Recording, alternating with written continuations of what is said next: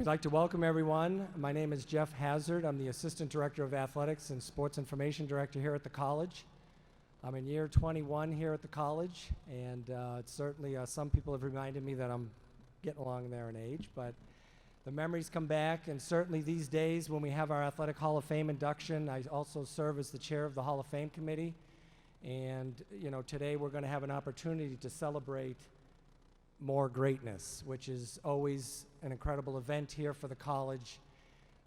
It's one of the greatest days that we have on this campus to be able to welcome back family, friends, alumni, to be able to, once again, to be able to celebrate the incredible accomplishments of these men and women while they were student athletes here.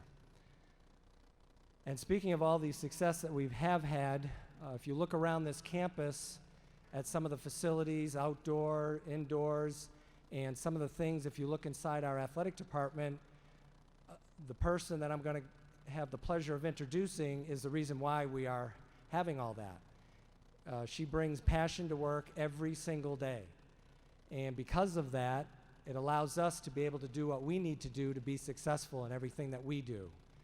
And so if you're looking around and you ever want to talk to this individual, she will be more than happy to tell you how great SUNY Oneonta is. So it is my pleasure to introduce the Director of Athletics at SUNY Oneonta, Tracy Honorary.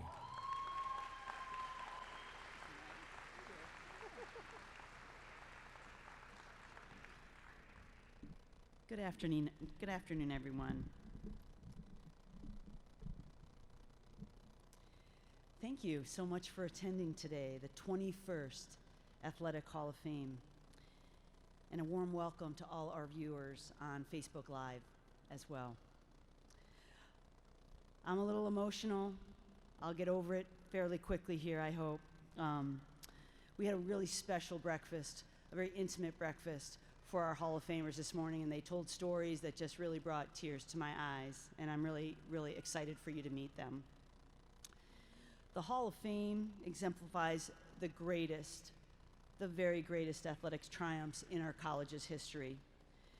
This ceremony gives us a chance to celebrate leadership, dedication, teamwork, commitment, grit, persistence, and passion of men and women who gave us everything they had while they were playing, coaching, or fiercely supporting our college's athletic programs. I say this every year and I can't forget to, but SUNY Oneonta was established in 1889, and it's recorded that in the spring of that very first year, an athletic association for baseball was created. We thank those men for doing that for us, and we've grown to 21 varsity sport teams since then. And this year, we celebrate 130 years of the college, and athletics is very proud to be a part of that narrative. 130 and ever stronger. I want to say again, leadership, dedication, commitment, teamwork, grit, persistence, and passion. I choose these words carefully to describe our Hall of Famers, both past and present, and add in my belief that Hall of Famers have a will, a belief and a self-assurance, a mindset that they can impact and inspire a winning culture. We're so proud to have 148 individuals and 6 teams currently in our hall. And I would be so proud to recognize our past Hall of Famers who are in the room. Would they please stand? Our past Hall of Famers, please stand up for us. There's a lot of you out there. Please stand up. Leadership, dedication, commitment, teamwork, grit, persistence, and passion. Thank you. Our Hall of Famers that have passed are in our thoughts and prayers, and I would deeply appreciate just a moment of silence in their honor.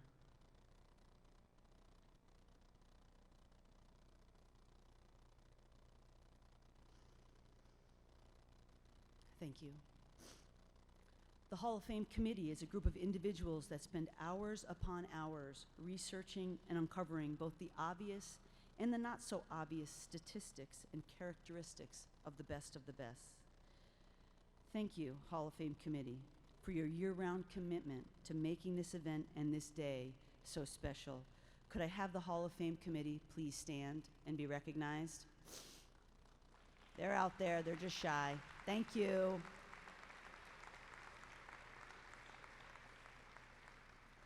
I would also like to say a very special thank you to Ryan Hooper, our Associate Athletic Director. Ryan's in the back of the room.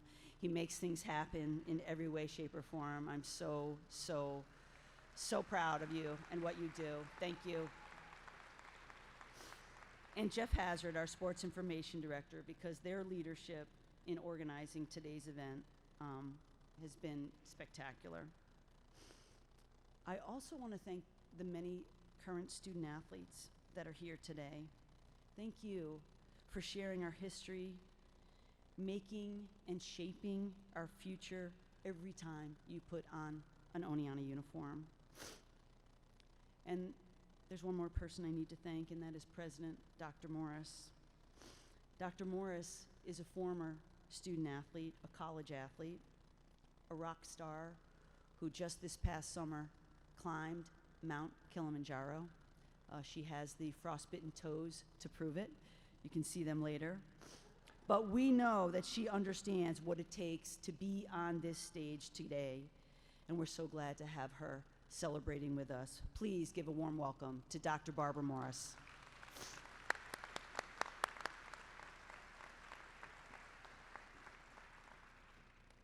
Thank you very much. The value of athletics in schools is significant and really cannot be overlooked. It has a profound impact on individuals, the school as a whole, as well as the community. Athletics is powerful and transcendent. It can bridge gaps, bring people with relatively nothing in common together, and gives many participants unbelievable, life-altering opportunities. I believe strongly in the mind-body connection and the benefits of being a scholar athlete. During my trek to Kilimanjaro, it was often those times when I wanted to give up, and I did. I daydreamed for a good hour on how I could get the life flight to come get me. And during that time, it was that grit that Tracy talks about. It's the determination, it's will, it's the mind, oftentimes over the body, that gives you the perseverance to keep going. Those being inducted today exemplify and amplify the SUNY Oneonta success story. Your contributions while student athletes here are remarkable, but your contributions to your community and society after graduation are the true examples of success and your capability to pay it forward. We are so proud of you and your accomplishments here and far. Thank you for representing our school and shining such a positive light. Thank you.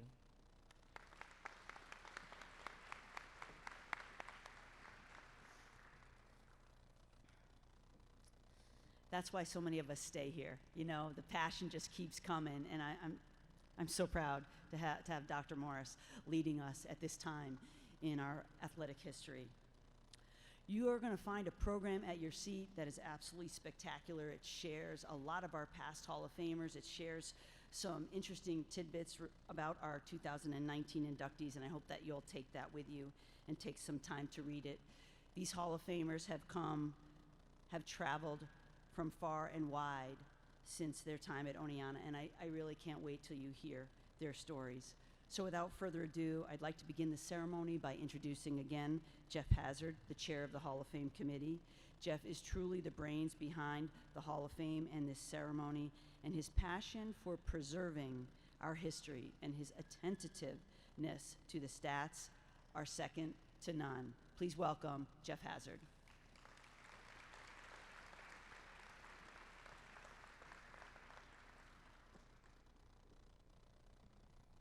I won't be on the roving mic yet. We'll start here and work our way. The first order of business is to recognize and induct our 2006 Women's Outdoor Track and Field team. This summer, we were fortunate enough to have the head coach, Matt Lupillo, who couldn't be with us today, and neither Mike Schmidt, who coaches out at the University of Redlands, our assistant, to be here. But Matt and I were communicating, and he did tell me that he was coming to Oneonta for a very short window. It was about a day and a half. And so I was able to coordinate with our IRC and our production people, and we were able to sit down and do a little question and answer with him. So at this time, I'd like to introduce Matt Lupillo to you. If you could all just watch the screen.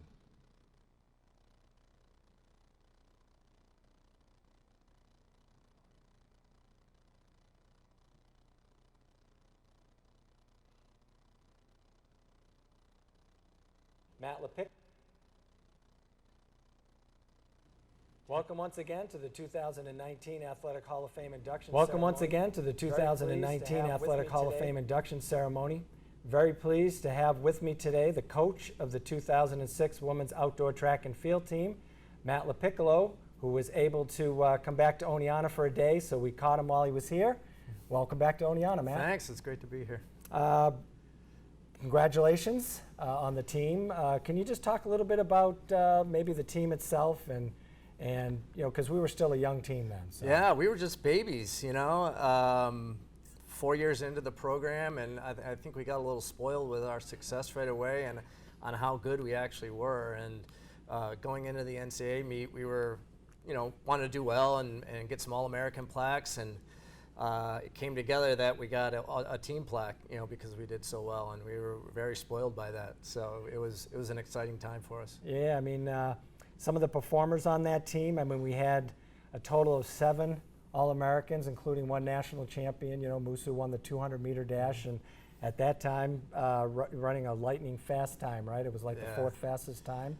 Oh yeah, it was for women. Yeah, I think it still stands as a top 10 time, all time in Division III. Which is crazy, 15, 16 years later, right? I mean, that shows you how what kind of talent we have, right? Yes, we used that epic picture of Musu coming across the finish line to teach how to finish a race with good mechanics, and it still stands that way today. So can we talk a little bit about some of the performers on that team? I mean, certainly Ashlee's, you know, being inducted as an individual because of her outstanding accomplishments as a multi-All-American, SUNY champion, that kind of stuff. So can you talk a little bit about some of the women on that team? Certainly. Starting with Ashlee, she came back that year for her graduation, after graduation, to work on her master's degree, and the good thing we did, because we needed those points at the NCAA meet, and it was kind of the icing on the cake for Ashlee is she had all the All-American accolades up until that point, and then to come out with a team plaque was pretty amazing to cap off her career.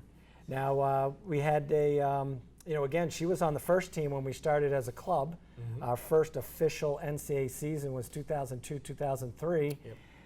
How important was it for someone like Ashlee to kind of be almost like the glue for the whole program? Ashlee was really our first recruit here, first big recruit that we were able to get, and she saw the vision and had the patience that knew over time it was going to pay off for her, and she took a chance to come to Oneonta before we even had a program, and it was an amazing ride that how she developed over time and really bought into what we were doing, and you know, she ended up getting 2 degrees out of Oneonta, so it was a pretty good deal for her. Now, within the group, because certainly, you know, then Musu came in as a transfer and really kind of got us to another level. I mean, with that team, you know, even though it's this 1 year that we're celebrating, that group, they won 3 straight ECAC championships between indoor and outdoor, and then of course the 3rd place finish. So as we added pieces, how important was it to have people like, you know, Caitlin O'Sullivan and you know, Melissa Canterman and, you know, those kind of people that we're talking about today? Right. Individually, I mean, those pieces of puzzle would have been great on anybody's team, but then to put them all together, they certainly raised the level. You know, with Musu transferring in, she raised the level of Ashlee's competitiveness, and having Maureen and Melissa there as well. You know, putting together those 4 on the relay, on the 4x1 relay, was quite special to put the talent together. And then it flowed over into the other event groups with Sully and the mid-distance crew and so on and so forth. So it was quite the special gelling of some fantastic women. Right. I mean, you know, they say track is an individual sport, but if not everybody's doing their job, so to speak, then it really doesn't work. And it seems like at that point, yeah, we brought 5 women to nationals, and they ended up scoring like 40-something points. They finished third, which is sort of amazing. But like you said, those other athletes on the team that were always pushing each other to get better in all the event groups. I mean, it just happened to be those women. But I mean, after that, when they left, some of those athletes were still left to be able to carry on. Yeah, absolutely. And it kind of paved the way for years after that and till today as well. So, it was a good history. We started with this team and starting to put the All-American plaques on the office wall. And I think they ran out of office wall space now. So it's been cool to see how many All-Americans have come through this program since this first crew. Right. Now, is there, just maybe in closing, is there anybody that you'd like to either recognize or thank, for this recognition? Well, obviously, as I looked over my shoulder here, like remembering all the faces and everything, and it's kind of cool to have my mother by my side as my assistant throws coach. That was pretty amazing. And then obviously my good friend Mike Schmidt. We ended up getting Coach of the Year for this. And it couldn't have happened without him, and he's been a phenomenal coach at the University of Redlands since then, and was in my wedding, and so obviously those two helped a ton, and just congratulations to all the athletes on this team and the great women that have gone on to way better things, and that's what we were teaching, more than plaques and trophies and stuff is go on to be great people and great teachers and scholars and people in the community, and that's what it was about. And it's exciting to see them come back now and see where they are. Yeah, and it's going to be a great group. I know we'll have we've got about half a dozen or 8 or so coming back to celebrate the day, and we certainly, again, we want to thank you for at least. When I heard you were coming, and thanks for reaching out to us, to be able to come in and at least have you here and to kind of just talk to you and welcome you I'm back. sorry I can't be in here in person, but I was able to get back on campus, so it worked out. So you get the cyber mat today. Yeah. So. Well, listen, we certainly want to thank you and congratulations on such an incredible group of women and athletes. And like you said, every one of them is doing great things beyond this, which is what Oneonta is about, right? Absolutely. All right, well, thanks for coming. All right, thanks. Jeff. Here we go, Yeah.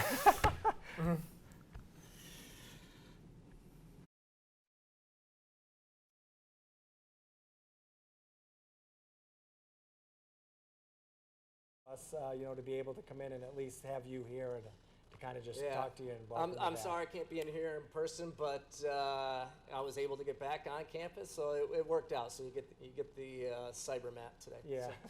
So. Well, listen, we certainly want to thank you and congratulations on such an incredible group of women and athletes. And like you said, every one of them is doing great things beyond this, which is what Oneonta is about, right? Absolutely. All right, well, thanks for coming. All right, thanks. Jeff. Here we go, Yeah.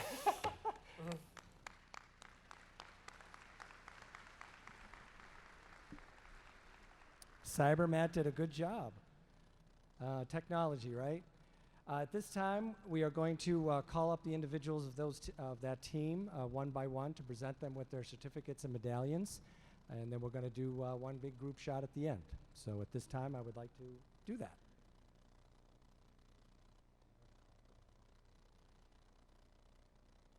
Janelle Nellie Bachant.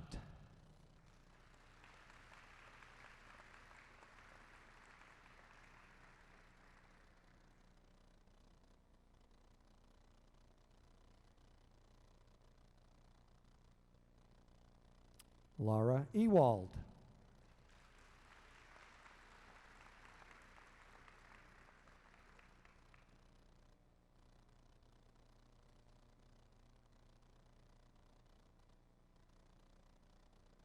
Caitlin Fanning Delena.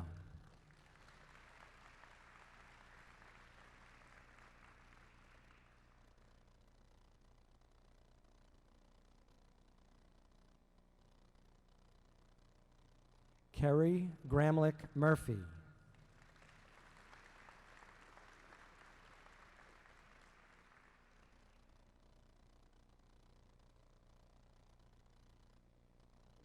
Adrian Musu Davis.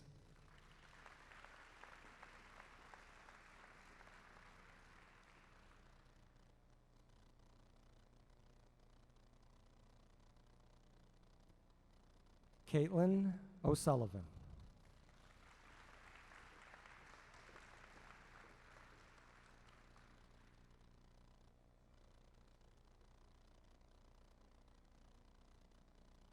Erin Putnam.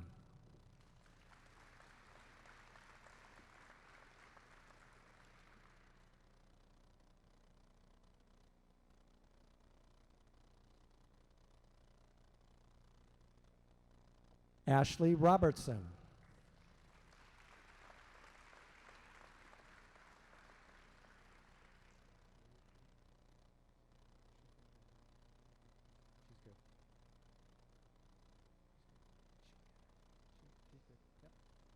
She get two. When you're that good, right? You get two, right?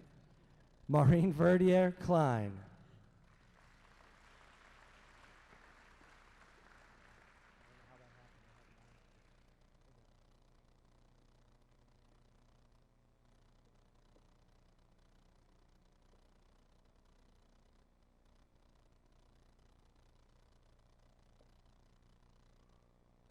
The 2006 Women's Outdoor Track and Field Team.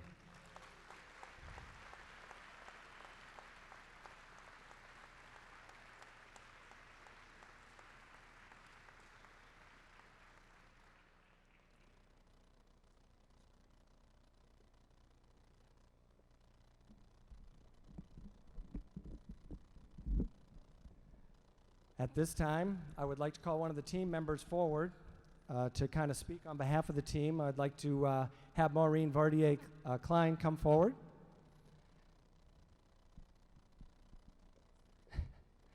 A multi-All-American herself. She was quite a marvel to watch run, so you can have a seat.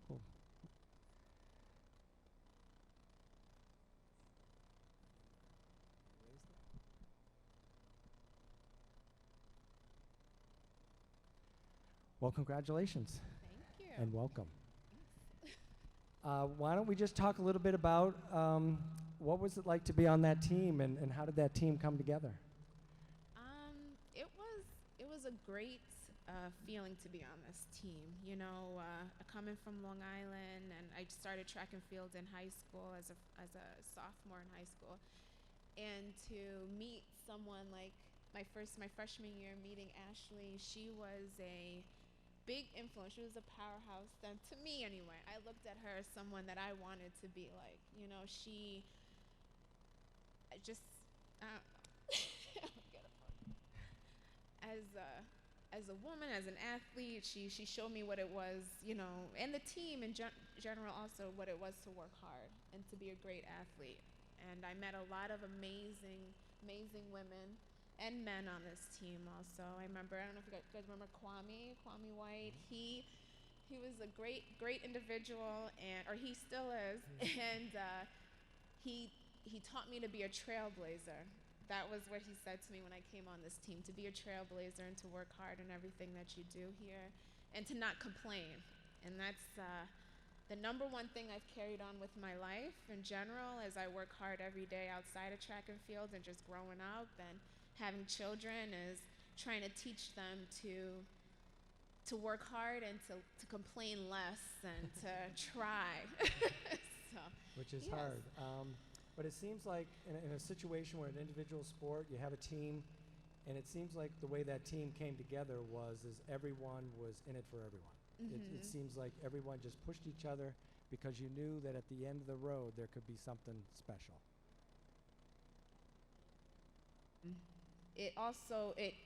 As we saw, like someone like Sully or Laura, and like as we saw everyone do, and for myself anyway, saw them get better, it was like, oh shit, I gotta step up my game. I need to I gotta get over these hurdles quicker, and or like someone like Carrie, right? Like I gotta run down this runway quicker and show off and be that person that makes a difference on the team too, for the team, right? So is that something, we have a lot of our student athletes here today, so is that something that you think that you would say to them and how to, prepare themselves? Yeah, definitely. I mean, that's one of the things, right? You like you say, you know, it is an individual sport, but you are working really hard and putting in these hours. You're sacrificing. I mean, the sacrifice, girl. I did not have a social life in SUNY Oneonta, not much of anything. What I did was I got up, worked out, ate what we were supposed to eat, you know, the healthy way, and tried really hard to focus on the workouts and to do well as an individual, because I knew at the end I'm working to work hard as a team. Like, if I didn't work hard, I didn't put in that extra effort, we wouldn't be 4x1 champions. You know, we wouldn't be 4x4, or I wouldn't be individually a 400 hurdler All-American, and these people wouldn't have done all the things that they've done, accomplished all they've done today, and what they did in SUNY Oneonta as an athlete. So are there anybody that you'd like to thank? Well, there he is over there. Mike Schmidt, our assistant coach, was a tough coach, but he did it for the best of us. He was an amazing pusher, someone that really grind your gears, like really made you work hard. And Matt Lupillo, he was amazing. Gave me the opportunity, called me up that night when I was in high school, senior in high school, to say, Maureen, we want you to come and run for the Red Dragons. I said, oh my goodness, me, and that was it. That changed my life. I mean, I met a wonderful person on my team, my husband now, Jeremy Klein. He was also on the track team our freshman year, and he was my best friend. He's still my best friend today. He's my best friend on the team that pushed me to do well also. So thank you. Well, we certainly want to say congratulations to the team and Yes. congratulations to your success. It's great, yeah. Maureen Verdier.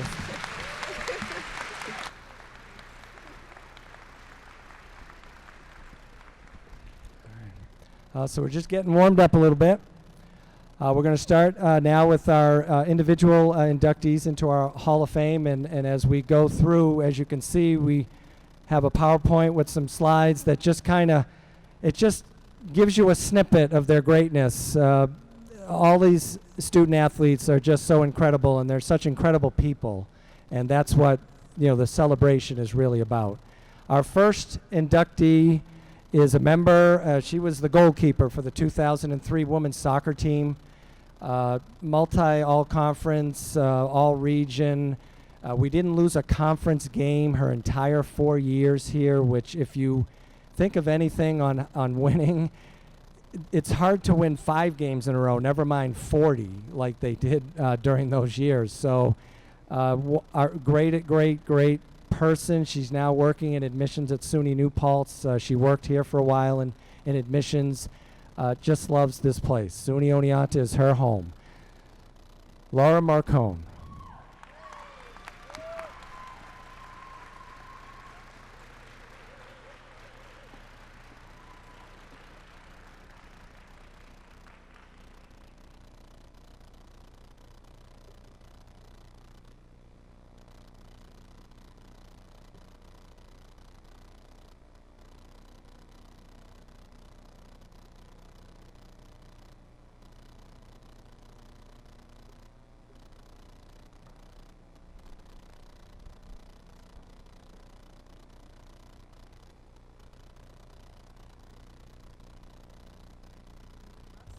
No, it's not that hot. Come on.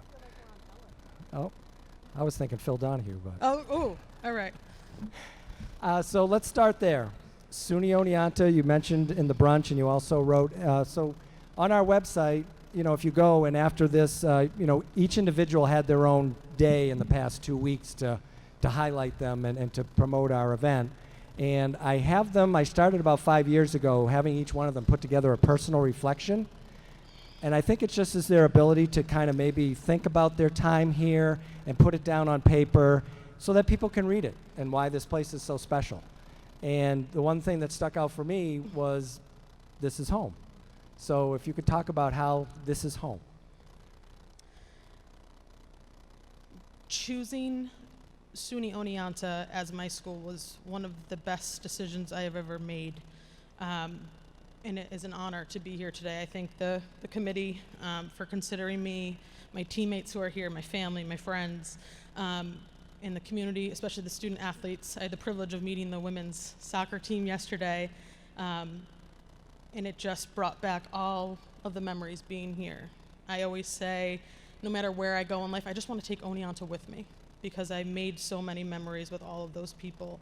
And it's genuinely an honor. And it wasn't a place that I thought was going to be home at first. I had my mind made up my senior year.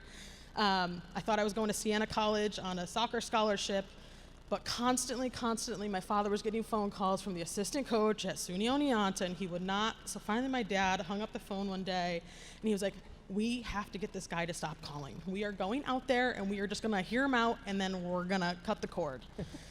That guy was Dave Ranieri. So the women's soccer team knows what's up. So we came out here. My father and I instantly liked Dave. He was a straight shooter. He told it how it was. And his tour around campus, bringing us around, my dad really liked that. You know, it was a kind of like VIP treatment. And then we met Tracy, who was my coach, who obviously is now the athletic director. And it just felt right. So I came for an overnight trip, and the rest was history. And here I am, and it's always in my heart. Yeah. We can't obviously go by today without talking about that 2003 team and how it all came together. Sure. and the way that game ended. And I mean, it was crazy. But can you talk about how that whole season went, and when you got into the tournament, did it feel like you thought you could do it, or you know what I mean? Like, how did that feel within the team? I was talking to Tracy about this just before we took stage, in that team had just something special, and my teammates that are in the room can certainly speak to that too. We had the personality, the grit, the drive on the field, but it was also off the field. We just were cohesive, and like Mo said, sometimes you don't have a social life. Your social life becomes your team, and that's how it felt here too. But that was fine. Those were the memories. I couldn't imagine it going any other way. Soccer for us was all-consuming, but in the best way possible. And that 2003 team was certainly special. I was a sophomore when we won the national championship. We had put in the bid to be the home field, or just to at least host. And Oneonta was picked because I genuinely don't think anyone took us seriously. They're like, they're not going to make it, so we'll just do Oneonta. They won't be on their own home turf. And we were. And it was snowy, and it was a blizzard, and it was the best Final Four experience, playing the College of New Jersey on a Saturday, and then playing the University of Chicago for the national championship on a Sunday. And just the clouds opened up on that Sunday, and it just happened. And it was a really great experience to be a part of, and it was an honor to be a part of that team. So is there anything that you can maybe pass on from that experience to the student athletes that are here? Don't be afraid to push yourselves to the next level. Not only on the field, but off the field. Become a community member. Give back to your teammates. Yes, some of you are doing individual things, but don't forget, even if you're doing an individual relay, medley, whatever it might be, it's still a part of the team. And think about the greater whole. And Oneonta is a great catalyst for you to go to the next level. We're all on here on the stage. Yes, we were student athletes, but we were also successful in what we're doing now. And it was because of being a part of that team unity that we had. So rely on each other, have fun, but work hard and step up to the next level because you're capable of it. Tracy always used to tell us, you'll pass out before you die. So work hard. And sometimes we did. But we won, so that's okay. That'll be muted, right? We won't hear about it. Anyone you'd like to thank? Oh, of course. I would like to thank my teammates. This is an individual honor for me, but it is undeserved because I am the last person that ever sees the ball, and they made me look good. They made my job easy. I could have been picking daisies most of the days, and they're in the back smiling at me because you know it's true. It's true. So this is undeserved. It's a team effort, and they deserve to be up here as well. Friends that came from a distance to see me, my family, of course, specifically my mother. Sorry. I knew I was gonna cry. Sorry. I knew it. I pulled a Nana. I like have my. Now it feels more like Oprah. Yeah, right now. Yeah, it's Oprah. My Oprah moment. Great. And my father, who has since passed, but they were at every game. No, they missed one game. They missed SUNY Potsdam, and he was still mad about it because it was a family wedding, and he was so mad that someone would plan a wedding during soccer season. Okay, so they missed one game in 4 years. They even flew out to Chicago, when we found out we had to fly there the next day when I was a freshman. Yeah. So I love you. And of course, my wife. The best decision I ever made was proposing, and I thank you. So, love you. All right. Thank you, Laura Morcone.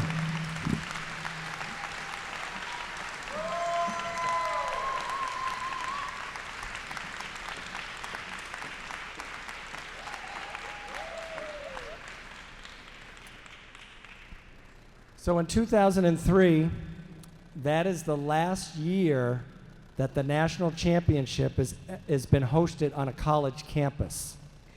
And we won it. So there you go.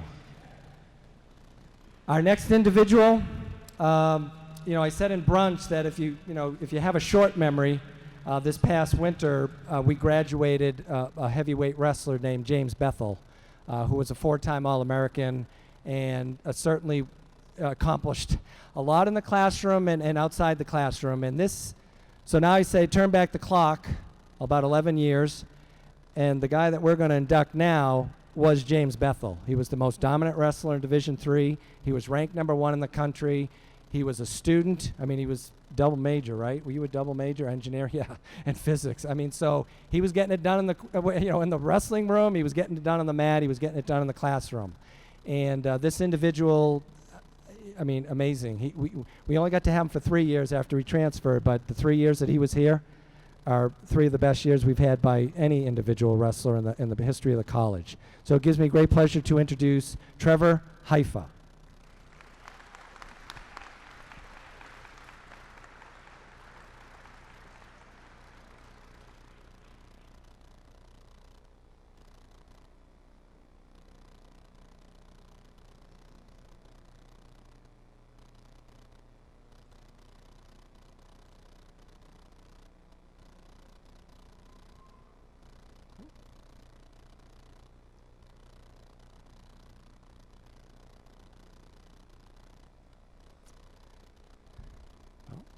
Congratulations and welcome. Thank you.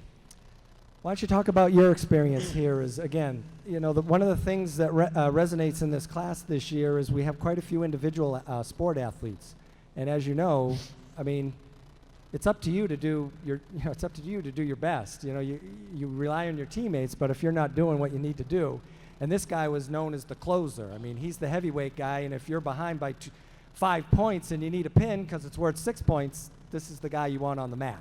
So why don't you talk a little bit about that experience of doing that? Yeah, that was always fun, being in the finals at midnight while everybody else was sleeping.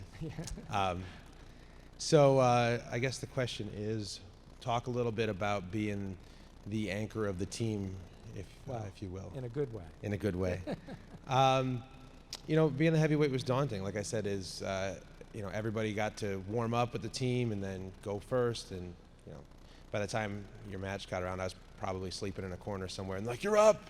And, Ritter will tell you I would wake up, not warmed up, go out there and wrestle, and then go back to sleep and wait a really long time for another match. Being the last to go all the time sort of had that anxiety that went with it, that nobody else could finish what you started or make up for where you failed. And so I think it kind of gives you that killer instinct of just going out there and trying to get 6 every single time. So how do you think that experience, because you're very successful in what you're doing right now, why don't you talk a little bit about how your job and how the wrestling, kind of that mentality is transferred into your business life? Sure. So I'm gonna go a little bit further ahead of you. And you're gonna ask me at the end of this, is there anybody I'd like to thank? So I was kind of thinking about that while you're talking about this, right? And it kind of brings me to an experience at work. So I report directly to the vice president of sales at my company, and we've got all these really educated people in the room. And he brought in this box of books one day, and he's like, we need to work on this, guys. And he hands out a book to all of us, and it's Angela Duckworth's Grit. I don't know if anybody read that? No? Anyway, it talks about all this analysis that's done of like Navy SEALs and Green Berets and all these unbelievably successful people, and what their like common variable is, right? And it's not education, it's not like their upbringing, it's just their grit. And it's something that's almost immeasurable, and Tracy dropped the word a bunch of times, and I'm just chuckling to myself that when I got that book, I'm like, yeah, I got it, right? I was a collegiate wrestler at Oneonta, right? So where did that come from, right? You're gonna ask me if I'm gonna thank. My father instilled that into me at a very young age. He believed that hard work would get you wherever you needed to be. And then my coaches, both high school and college, sort of shaped that, and now my wife has to put up with it. So those are the 4 people that I'm going to thank at the end of this. But I mean, that word that we keep throwing around, grit, and I know I've said it because I'm now trained to say things 3 times so people remember them. Yeah. But that's what's gotten me really far. It wasn't the physics degree, it wasn't the math degree, it wasn't the MBA that I got after here. It was the grit and the hard work that you learn from being a collegiate athlete. And so I would say that really, as we look out, and we have our wrestlers here today, and they're looking forward to a great year. What kinds of other things would you say to them, being in the wrestling room? So every time I hear about young wrestlers, it's all about how much talent they have, and if they would just. I was probably the least talented guy in the room. Probably not something I should be saying, right? We're on Facebook Live. But I just had a determination to win because that's what we were there for, right? And you almost have to be a little simple and just say there's a goal, I got to get there. And once again, like Tracy said, you'll pass out before you die. Right. And if you go into life with that mentality, it's gonna be pretty good. Now, is there, how would you say that any memory stand out as part of your experience here at Oneonta? I mean, like I said earlier in the brunch room, there were so many that stood out, and you sort of gave it whatever it took, and that's what I was trying to convey in that 5 seconds I had earlier, right? I mean, my senior year, I tore my labrum in my shoulder. I was on crutches. Here I am ranked first in the country, and we're trying to hide the fact that we're just trying to hold me together. And and unfortunately, by the time we got to nationals, we probably weren't as prepared as we needed to be first in the country. But that was due to a lot of injuries. And I remember losing. Now I'm talking about it. I'm not talented. I lost. Like, these are all the things that I remember, right? But I remember losing and walking off the mat and talking to my coaches and still feeling I was part of something. And then I kind of fast forward to last night. James Bethel, right? He came out and had dinner with us. What a great kid. Yeah. Yeah, and it still feels like you're part of something, like you started something, and that's really important for me. Yeah. And we certainly are glad that you did eventually, find your way to Oneonta and that connection, because yes, James Bethel is an amazing young man, and he's going to do some great things. And so if you come back in 10 years, he'll be sitting here with us. I'll come back when he gets inducted. Yeah. Is there anyone that you'd like to thank? I think I took care of that. Okay, so thanks. you're good. All right. Well, Trevor Haifa, everyone.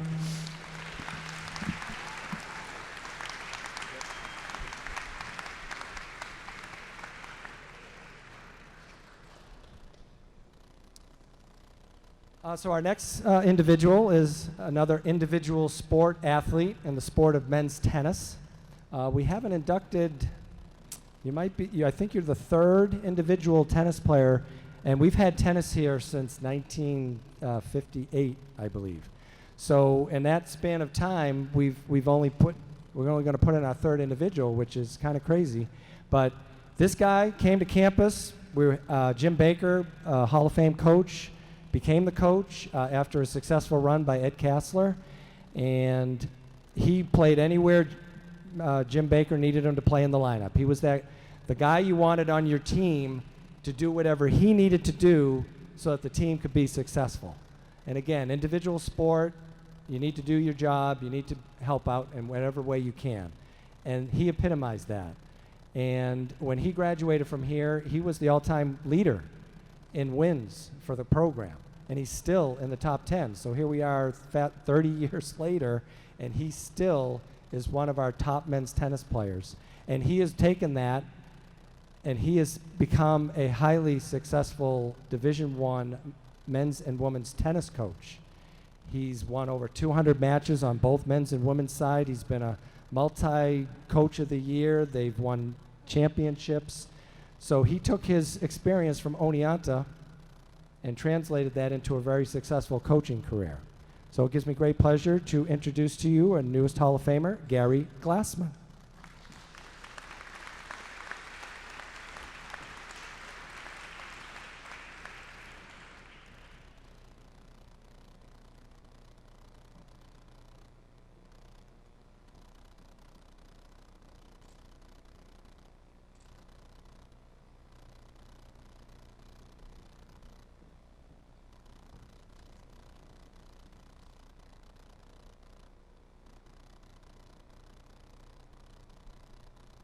Congratulations.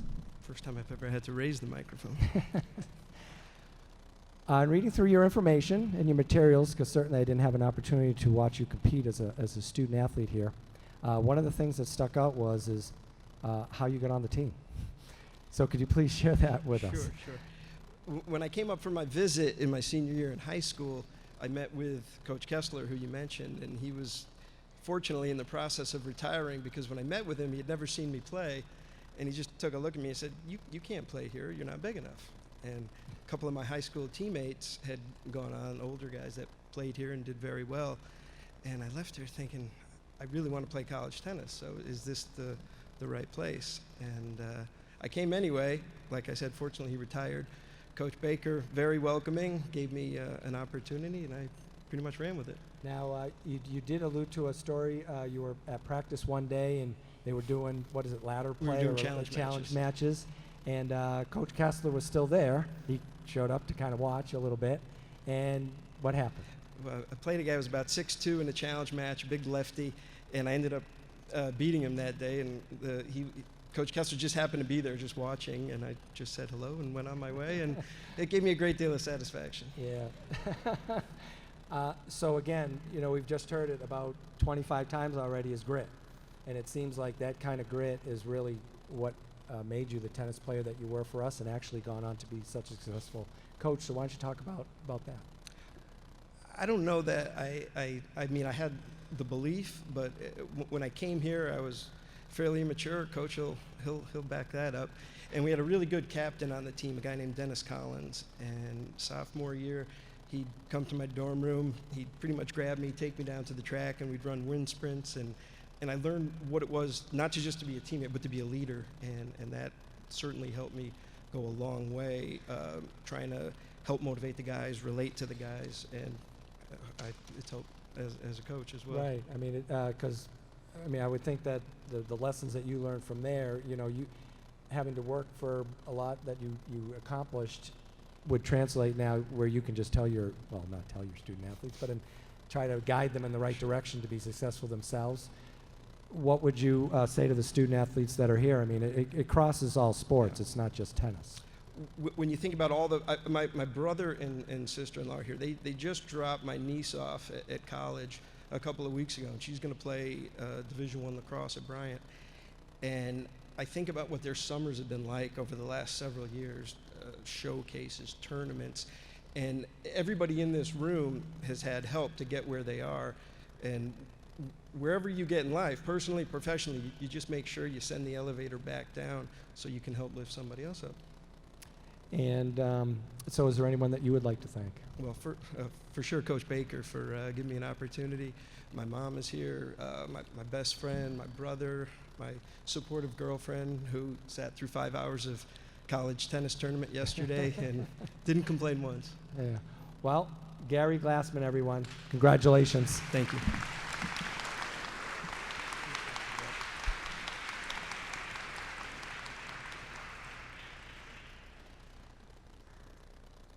We're now going to enter into the speed zone portion of our induction.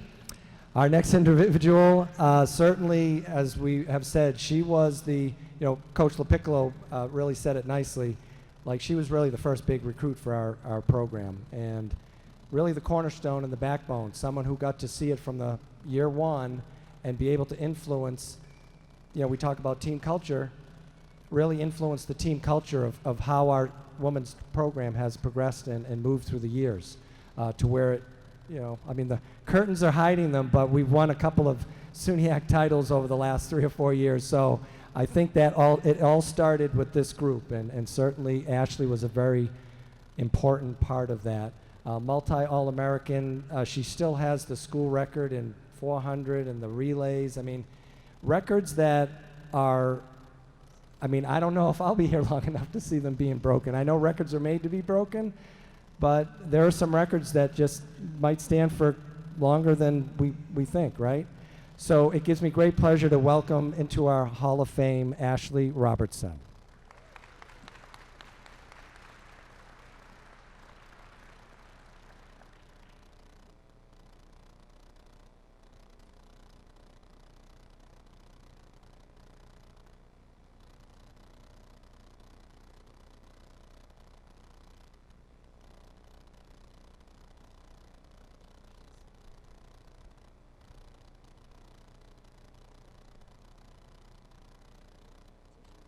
Oh, sorry. I think I'd like to start with really year one. I mean, you came here, you took a chance on Oneonta. I mean, you really did. I mean, you didn't know what to expect. I mean, Matt was a new coach himself. It was his first head coaching job. So talk about kind of being that person that really was the impetus for what we now have. Sure. And yes, that's mine crying. I wasn't that great in high school in track, but I loved it and I was dedicated. And I think it was just at that point where Matt probably saw a little bit of potential. And it was the first year of the sport, but it wasn't technically a NCAA sport yet. So I came, I did my overnight visit, I met some of the girls that wanted to start or be on this club team, and I met Matt, and that was pretty much it. And it worked out in my favor. I think, as you guys said, I got an extra year out of it. So the first year didn't count. Yeah. So I said, you know what? I'm starting my master's degree, and I'm staying, and I'm finishing up with this group of girls behind me. Yeah, and it worked out. So what was it, just talk a little bit about that team and what it was like to be a member of Oh, my goodness. This is what's going to make me cry. It was an unbelievable experience working with this group. And being at Oneonta, it felt like home. And I know a lot of people have college memories and experiences that they might not be able to remember much. And that's not my experience here. Because of this team, we went through so much together, and we got to see things that you would never get to see if it wasn't for the sport and running. And I know that we haven't all stayed as close as we would like, but they truly have influenced the person that I am. I know Musu, with her dedication to the sport, she was unbelievable with what she needed to eat, when she needed to drink water, when she needed to sleep. It happened, and she became a national champion because of it. And Sully was my roommate at most of the meets, and her dedication and willingness to overcome injuries, and just seeing her grow and every single meet get better and better, and every year get better and better. And now she's trying to qualify for the Olympics. It was amazing. And same thing with Maureen, just the unbelievable dedication and overcoming adversity and just being there as a rock on the team. It sculpted me into who I am now. What kinds of things would you like to say to our student athletes about competing at that level? It's a lifestyle, for sure. And you have to be dedicated to that lifestyle, but when you do, it opens up doors that you will never even anticipate that would open. So I think just doing the right things and eating and drinking and sleeping and studying and having fun with that team and building those connections, and it carries with you after Oneonta. It carries with you into your jobs, and you end up rocking interviews and just opening doors that you would never expect. Now, you have a PhD. I do. So it's Dr. Robertson, actually. I should have called you Yes. doctor. Yes, it is. How do you think your Oneonta experience helped you achieve those kinds of successes? It started with coaches. I think Coach Mike was tough, and I tried to pull his strings a little bit in the beginning. He planned this workout at the bottom of Ravine Parkway, where he wanted us to sprint. We weren't joggers, we were sprinters, from the bottom all the way up to the top. And I said, nope, I'm not gonna do it, absolutely not. I can't go once around a track without throwing up. Literally, I was in the garbage can after every single race I ran.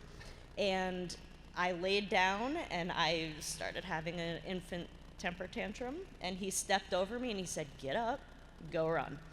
And I mean, that's how I do my job now. I get up and I do it, and I push my students, and Coach Matt was a little bit nicer to us, a little bit, except for when we disappointed him, and then he would cover Oneonta on his shirt and say, I don't know you.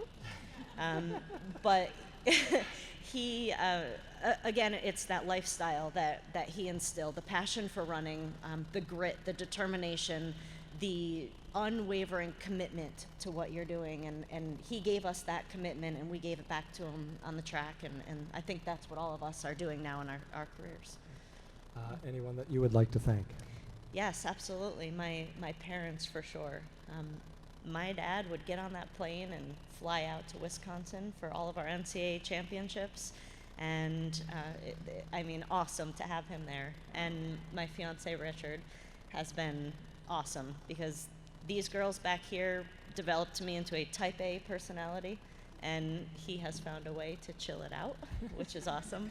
And I have a new addition, my son Ryan, and I'm just so excited to share this and the team and I guess everything that track has done for me, I want to give to him. So. Well, thank you and congratulations, Ashlee.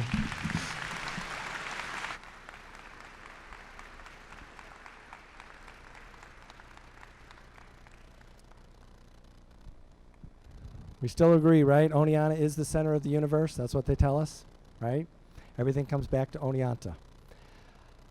Our next individual was a member of our very successful men's soccer program, and we had a very good run during his 4-year career here at Oneonta. One of the more successful 4 years we've ever had. He was all conference. We won the Mayor's Cup. We won a conference championship. We played for a couple other conference championships. He played professionally. He was a scholar within SUNY. I mean, he, again, as we look, every one of them student athletes. I mean, the accolades are just amazing. He won the highest award you could win for a student athlete in the SUNYAC, which we've only had about 6 men ever do that, and he is one of them. So the things that he has done, he started his own business. He got to retire at an early age and enjoy himself, which is great, from his the business that he did run and he was the CEO of. So please welcome to our Athletic Hall of Fame, Michael Kopp.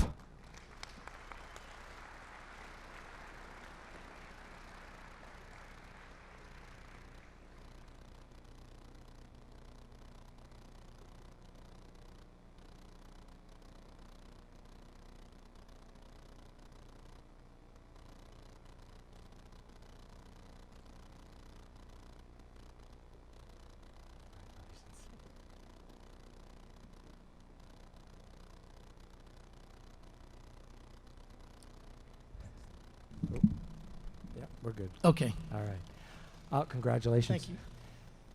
When I was reading through your materials, you said that they didn't have soccer in your hometown. Right. And your parents used to have to drive a few towns You away. had to start with that one, didn't you? Well, I just think that No. because you know where you No. come from and how you got here Yeah. and to be a Hall of Famer, I mean, it all ties together. And Absolutely. you know, we all have great parents. I know we do. You know, they're out there and they're supporting us. So I just want you to talk about how coming from that and kind of finding Garth and Oneonta. That's good. Thank you.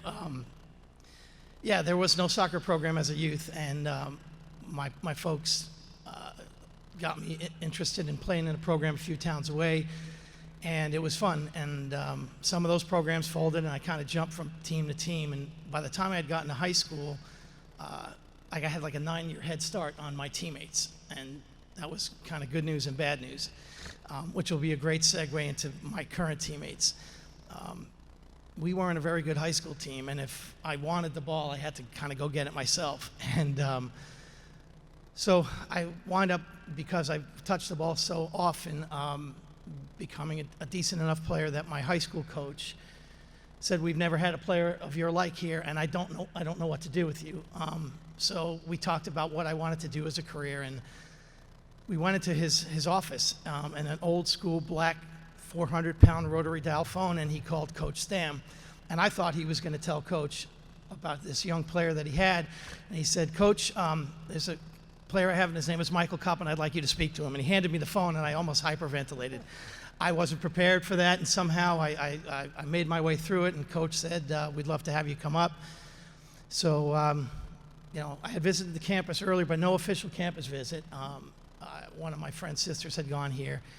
And when my parents dropped me off August 17th, a few days past my 17th birthday, it was awesome. It was like Noah's Ark. There were 2 of every kind. We had guys from Jamaica, from Canada, from Greece, from South America, England, and like I always say, in the great country of Long Island, because so many of my teammates are from there. And so as I started to play, I had that bad habit of running out of position trying to get the ball. And my captain, Eric Miller, who's sitting out there, Eric, please stand up, one of my favorite players of all time, said, "Mikey, we got this, man. Just stay where you are. We'll get you the ball." And Billy soon followed, as did Paul and JC and all the rest, taught me to be a better player on the field. I would be remiss if I didn't mention Mrs. Stam, who was our best fan and knower of where every Ponderosa was in the greater New York State region.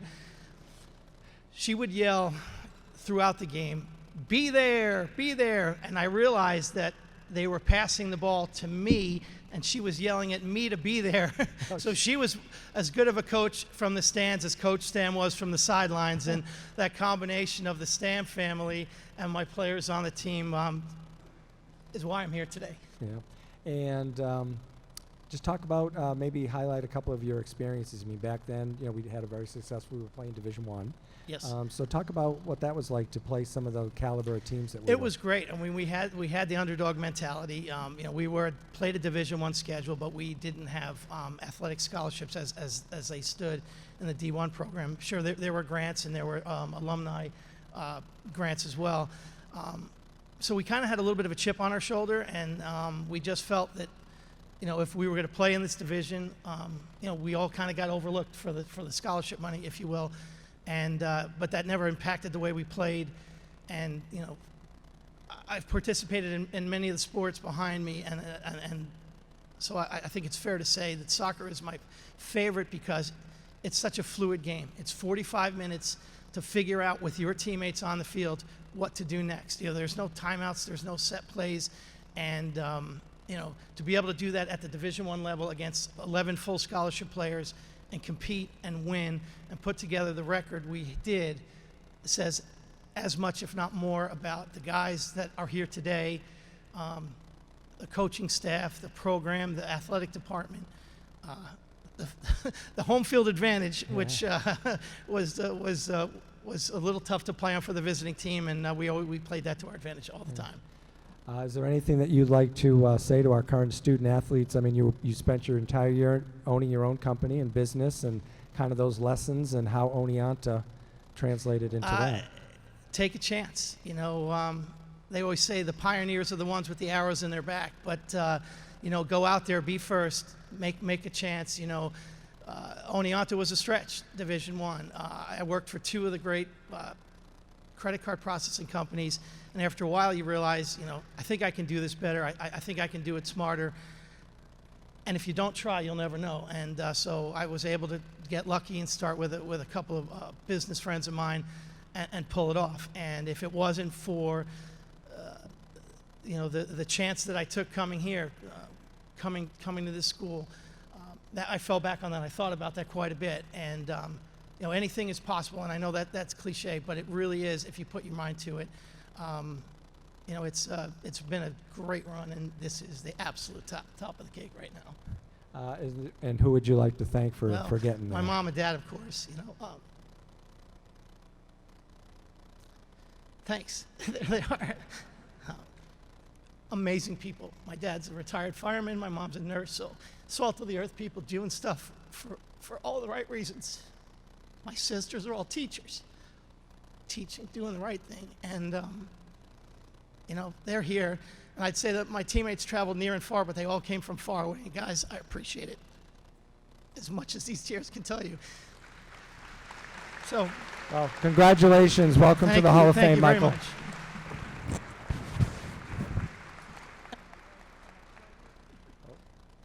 My wife and my children are here too. I forgot. They're down here.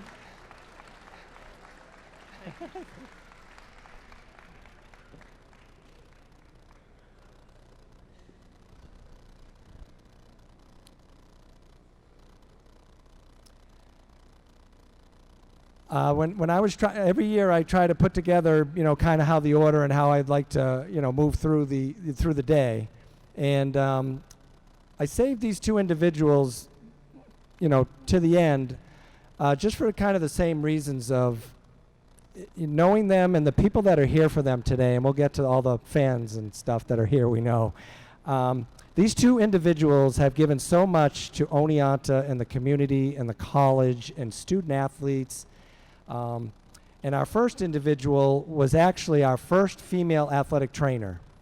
And, she's going to tell us some stories about she was the only one. There were 22 sports. I mean, everybody here, hey, we've got 3 trainers and that's not enough. Well, she was it.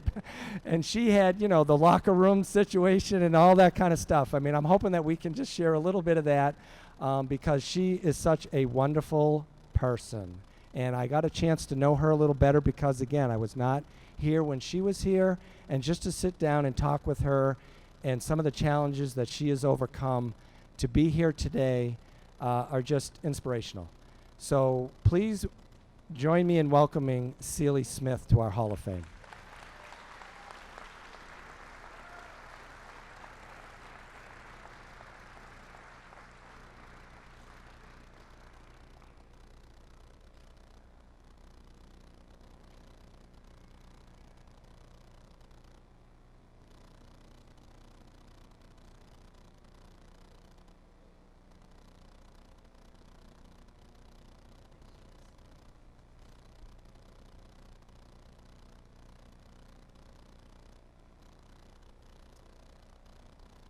Well, congratulations. Thank you. I think maybe let's go back 40 years, 1979, right? You came to campus and you met some people who, kind of got you to where you'd like to be here. But why don't you talk a little bit about your first time here? Well, my first time, I was met in the training room by some students. Most of them were soccer players. They were very welcoming. It was a new situation. It was the first time there was a co-ed training room being implemented on campus. The training room was actually right off the men's locker room. And I was met by faculty. I was met by my closest friend here in town, George Mitchell. He introduced me to Dr. James Elting. We formed an unbelievable team that lasted for 33 years. We were able to provide to our students the opportunities and the experiences that many big-time Division I schools didn't have the opportunity to see. And we were able to do it here in Oneonta, and we were happy to, and it made it easy to make a lifelong commitment to the community.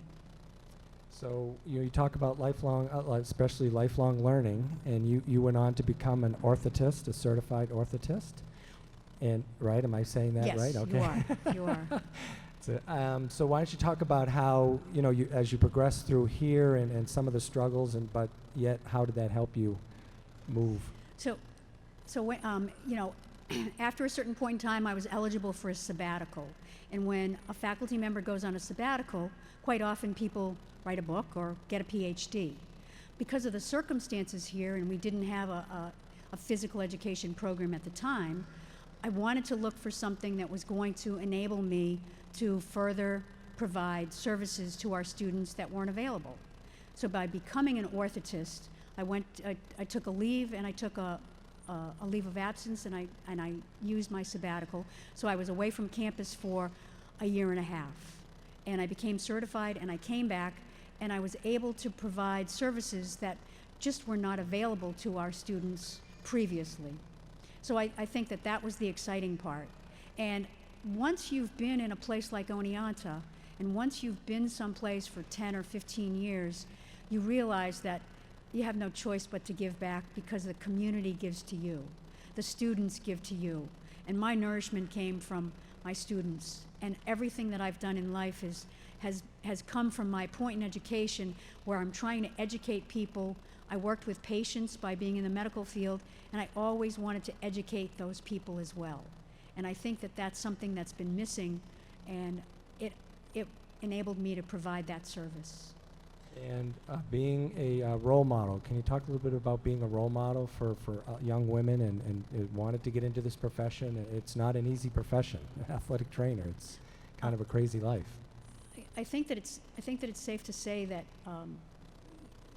if you believe in what you do and you bring an energy to it that can't be beat, then I think that you'll find the right niche for you. And if it's sports medicine, or if it's athletic training, or if it's physical therapy, or if it's anything in the allied health fields, we're going to try to take people who have been injured or broken in some way and bring them back to a level that they can participate and do what they want to do to lead a productive and happy and healthy life.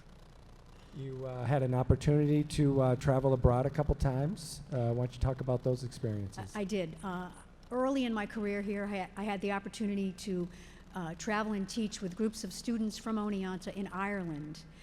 I was able to go 3 or 4 times, and on 2 of those trips, Dr. Elting and his family traveled, George Mitchell and his family traveled, and we were able to enhance the people that we knew and had developed and forged great friendships with in Ireland, the same experiences through education. I also had the opportunity in 1990, which was the thrill of a lifetime, to be the U.S. athletic trainer for the U.S. national men's and women's rowing team in Tasmania in Australia. And the college, Dr. Donovan, covered my leave for 4 months, and it was the thrill and the trip of a lifetime. So is there any other maybe things you'd like to say to our student athletes here that, because you've had some challenges, but how you've dealt with them, and certainly you're here, you're healthy, and everything's great. I would have to say that don't ever dismiss a second chance, because second chances are here for a reason, and without a second chance, I wouldn't have the opportunity to accept this award. And we certainly, anybody that you would like to thank? Yeah, I'd like to thank, my family is here today, my partner in life is here today, my friends Joan, George and Nancy, and Charlie and Linda are here, and they have so enhanced my life that I just can't thank you enough. Well, congratulations. And my partner Joyce, and my sister-in-law Kathy are here, and I just couldn't do it without them. Well, congratulations to Celie Smith.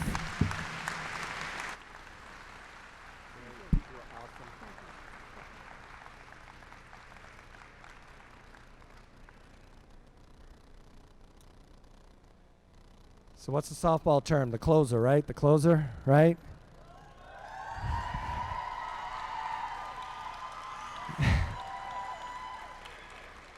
Before we get this guy up here on stage, I would like the entire John Speranzi fan club to stand up.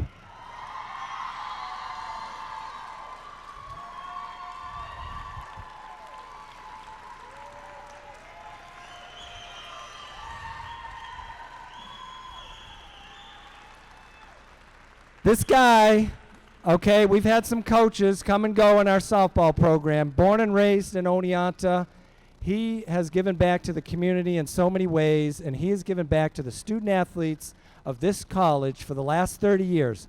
What's the one constant in the last 30 years? John Speranzi. Welcome, John Speranzi.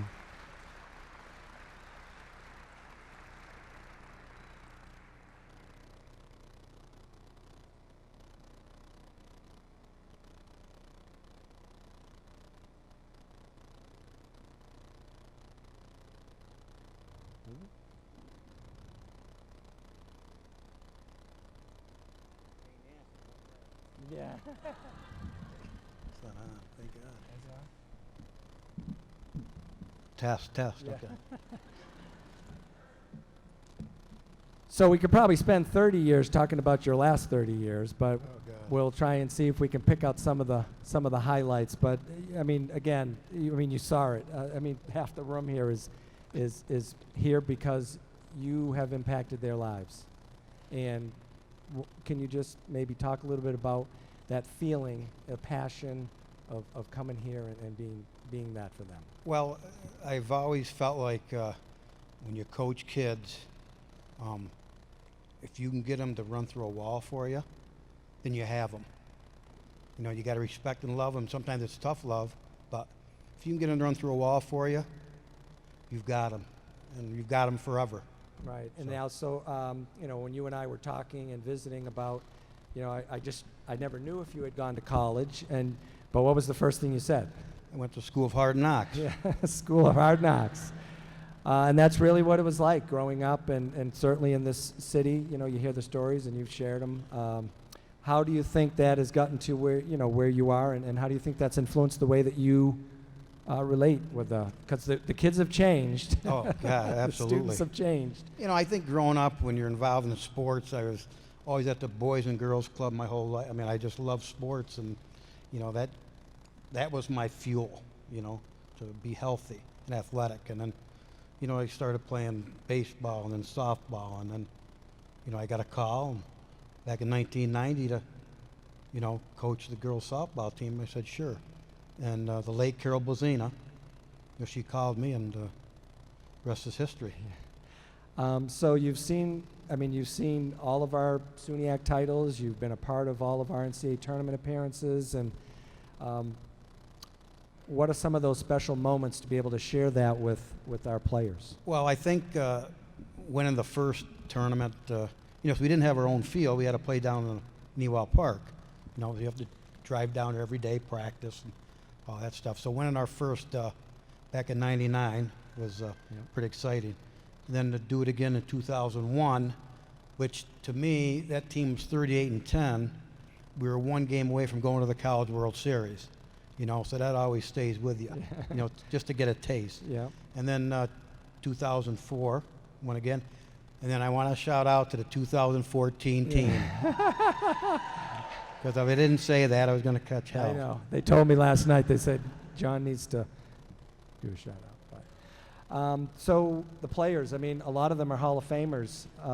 When you were working with them, There's kids back from when I started, 1990. You know what I mean? So it's just great to see them. I haven't seen some of them. Right. It's unbelievable. Last night when I was, stopped in at the alumni event, there was actually a player from the 1975 team that came back, and just the connection. 1975. Softball had really only been a sport for about 4 or 5 years, but. Just having that history and that connection to that history, what does that mean to you? I feel like I've grown up with the program. Right. You know what I mean? I've been with it for 30 years. And I've loved every part of it. I love the practice and the interaction with the girls and teaching them stuff. And then they're excited when they do it. They do something right. Hey, coach, see, I did it. It's exciting. To see them. Are there, that we can maybe share, just maybe one or two special stories, for us? I talked about this morning, Coach Welling, when he came on in '91. We started going south, and back then you could take vans out of state. And we took RV, me and Flew and a couple of the players, and then coming back, it was like the movie Vacation with Chevy Chase. I mean, you know, we're going through Washington, we lost our lights in the rainstorm, then we blew a tire, and it took us about 3 days to get home from Florida, so that was a funny experience, you know what I mean? So you've been dealing with many of our student athletes, not just in softball, but you've had an opportunity to, meet some of the players and student athletes throughout the years on other teams, and they're here today, and would you like to share anything with them? I think we have great female athletes. I mean, they're great. I mean, I can't say enough. Because my friends, when I started coaching softball, they'd go, yeah, she can't. And then they started coming up and watching. They go, she ain't bad. So, I mean, the female athletes today are just phenomenal. I can't say enough. Well, is there anybody that you would like to thank? Absolutely. I got my parents who've always supported me, my brother, my daughter, Marisa, Mike, Bonnie, the Vagliardos, the Wiltsies, the Genios, the Stapleys, Judy.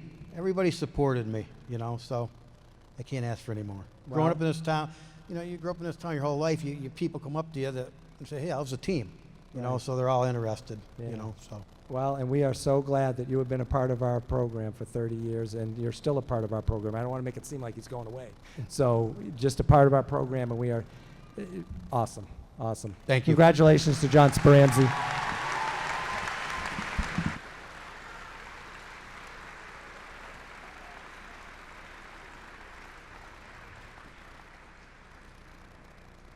good?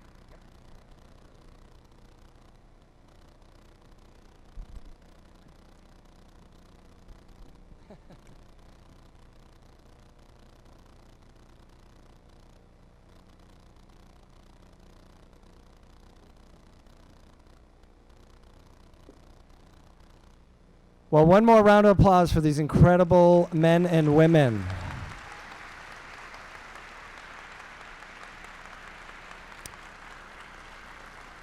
Every one of them is an inspiration. I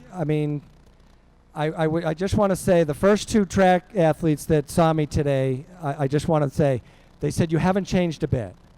So I just want to say thank you for that. I'm glad I do take that. It's a compliment. I said my hairline has receded a little bit more, but so thank you for that. It's just like that made me already, the day started special. You know what I mean? It's such a special day to begin with, but when someone, 15 years later is like, hey, you haven't changed, so that it kind of pumps you up a little bit. And so I'm hope that you were pumped up by this ceremony because these individuals are just amazing and incredible. We would like to ask that as we usher them off out to the wall where we will unveil their plaques, if you could just hang back until we allow our Hall of Famers to make their way to the atrium, and then we'll get everybody out there and we'll pull that curtain and we'll unveil their plaques. So thank you again for coming. Thank you very much.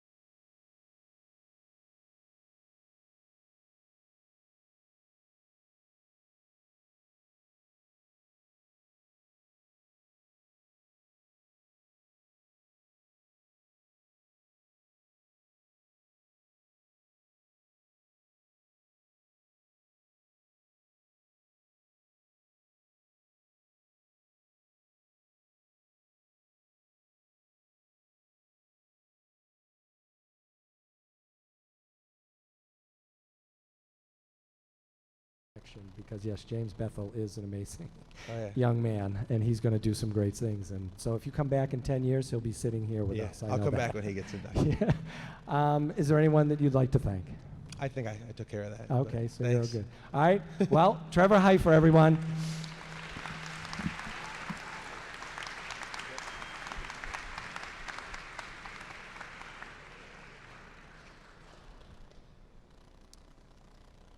So our next individual is another individual sport athlete in the sport of men's tennis.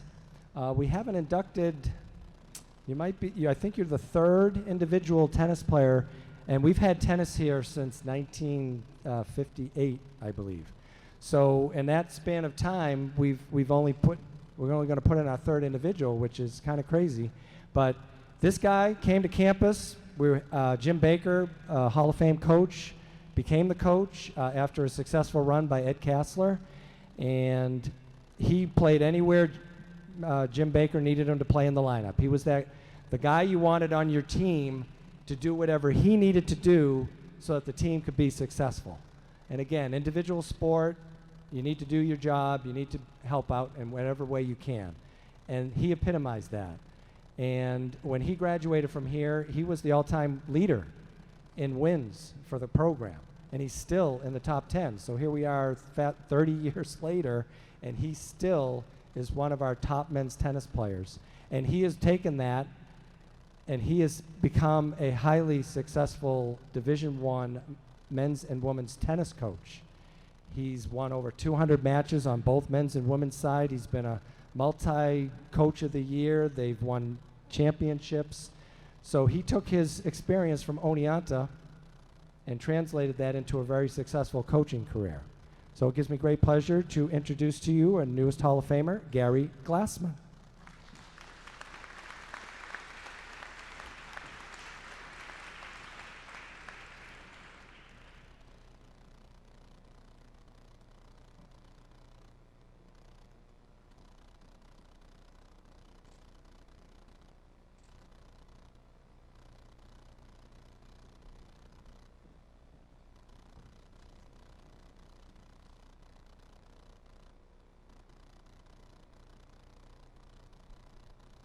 Congratulations. First time I've ever had to raise the microphone. In reading through your information and your materials, because certainly I didn't have an opportunity to watch you compete as a student athlete here, one of the things that stuck out is how you got on the team. So could you please share that with us? Sure. When I came up for my visit in my senior year in high school, I met with Coach Kessler, who you mentioned, and he was fortunately in the process of retiring, because when I met with him, he had never seen me play. And he just took a look at me and said, you can't play here, you're not big enough. And a couple of my high school teammates had gone on, older guys that played here and did very well. And I left there thinking, I really want to play college tennis, so is this the right place? And I came anyway. Like I said, fortunately he retired.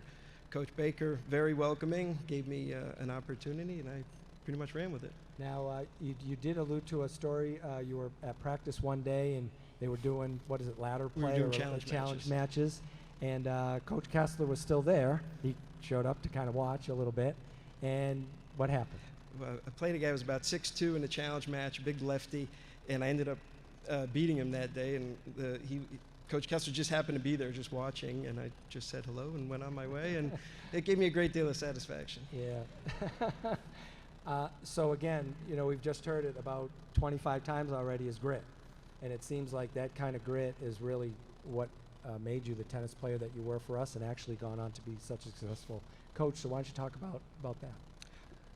I don't know that I mean, I had the belief, but when I came here, I was fairly immature. Coach he'll back that up. And we had a really good captain on the team, a guy named Dennis Collins. And sophomore year, he'd come to my dorm room. He'd pretty much grab me, take me down to the track, and we'd run wind sprints. And I learned what it was, not just to be a teammate, but to be a leader. And that certainly helped me go a long way, trying to help motivate the guys, relate to the guys, and it's helped as a coach as well. Right. I mean, because I would think that the lessons that you learned from there, you having to work for a lot that you accomplished, would translate now where you can just tell your, well, not tell your student athletes, but try to guide them in the right direction to be successful themselves. What would you say to the student athletes that are here? I mean, it crosses all sports. It's not just tennis. When you think about all the, my brother and sister-in-law are here, they just dropped my niece off at college a couple of weeks ago, and she's going to play Division I lacrosse at Bryant.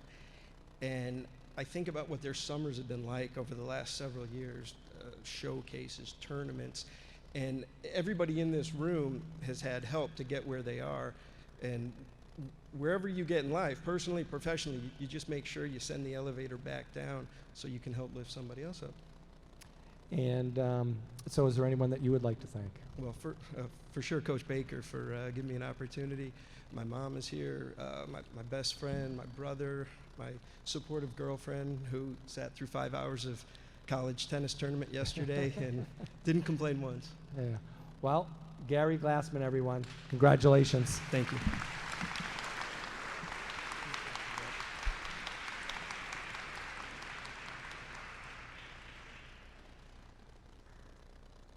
We're now going to enter into the speed zone portion of